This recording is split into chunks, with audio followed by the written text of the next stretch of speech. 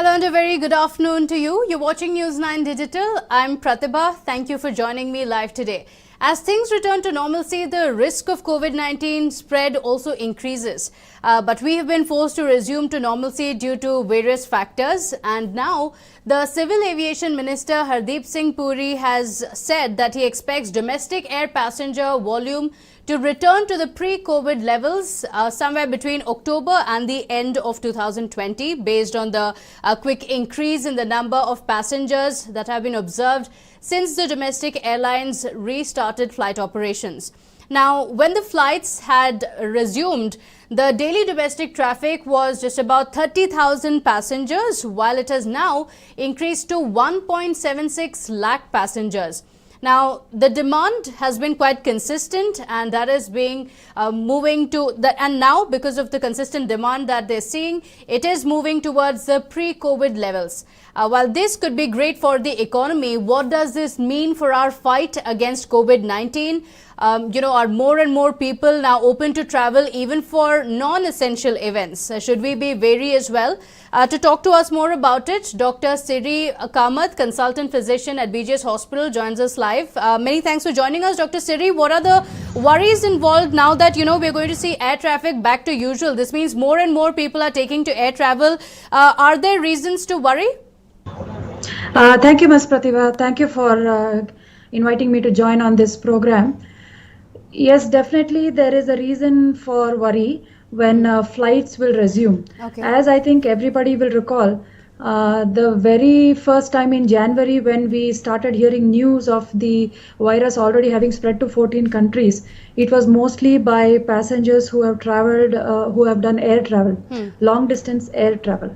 So a large number of so what actually happens during air travel is a large number of people are forced to sit in the same position for a longer duration of time.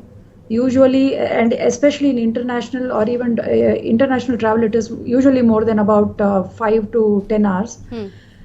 So yes, the risk of virus transmission is definitely higher when a larger number of people are forced to stay in close proximity for a longer duration. Right. In fact, to further what you said as well, a study by the Center for Dynamic Diseases has also shown that the possibility of virus transfer increases manifold in long distance travel. So within a closed space with physical distancing almost impossible, the risks are clearly quite high. And, we're talking about domestic travel, which means people from all places are going to come in.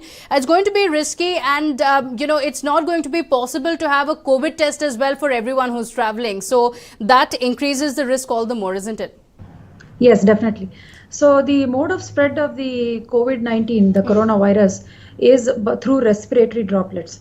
So respiratory droplets are the virus particles mixed with water vapor and other secretions from our respiratory tract, which come out when either we are coughing, sneezing, even when we are talking or shouting loudly, or even when we are singing. So there was a study done in the early days when the infection had just taken hold of the world. The one index case, that is the patient who was infected with COVID-19 virus, he was traveling in a business class flight, and and about 12 people were there in the same cabin as him for a 10-hour flight. So later on it was found that 11 out of 12 of these people were infected with coronavirus. So what really happened is all these people, the 11 out of 12 people who were infected, were sitting within 6 feet distance of this person for a 10-hour flight duration. So yes, it is definitely a risk to travel in closed spaces, because not only the virus spreads directly from person to person, because when we are sitting next to a person and we are talking to the person and we are talking for probably hours at a time, eating together as in a flight, the respiratory droplets can definitely spread from person to person, as well as it also keeps circulating in the ventilation system. Okay, So but these are definitely risks. in some of the cases where travel is absolutely necessary, what would you say is the best mode of travel? If it is for a certain distance, would you say travel by road would be much safer, or is it much safer in the flights, because a lot of procedures and precautions are also being taken, a lot of procedures being followed, the COVID protocol is being followed, precautions also being taken by flights. So what would you say is a better mode of travel if the travel is absolutely necessary?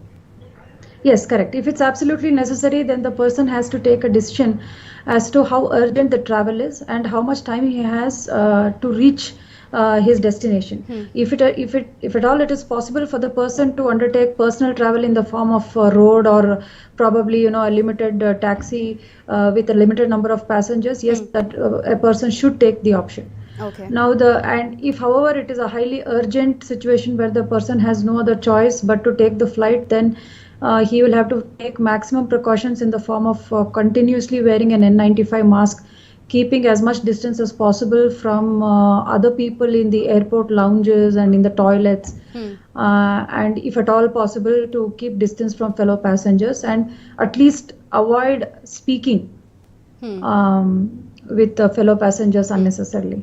All right. If All right. that is possible, yes. Okay, so avoid travel as much as possible, but if you have to, then ensure that you're taking all precautions. Dr. Siri Kamath, many thanks for joining us live with your expertise on the subject. So, of course, staying home is the best way to protect yourself and others from COVID-19, but in some of the cases, it might not be possible. If travel is absolutely necessary, then ensure that you're taking all precautions.